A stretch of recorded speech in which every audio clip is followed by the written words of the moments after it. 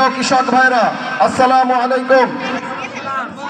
বাংলাদেশ জাতীয়তাবাদী কৃষক দলের উদ্যোগে 3 মাসব্যাপী সারা দেশে ইউনিয়ন পর্যায়ে অনুষ্ঠিত কৃষক সমাবেশে উপস্থিত অত্র ইউনিয়নের কৃষক ভাইদের প্রতি জাতীয়তাবাদী কৃষক দলের পক্ষ থেকে শুভেচ্ছা ও অভিনন্দন।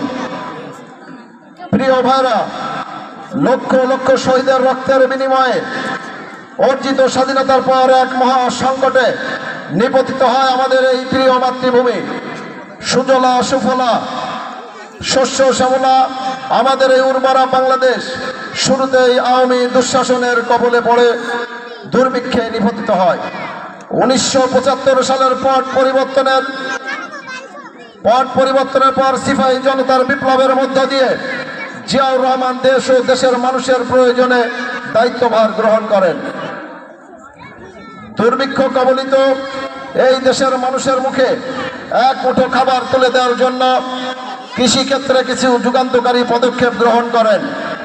ফলে অতি অল্প সময়ের মধ্যে বাংলাদেশের সবুজ বিপ্লবের শুরু হয় এবং খাদ্যে স্বয়ং সম্পূর্ণতা অর্জন করে বিদেশে খাদ্য রপ্তানি শুরু করেন।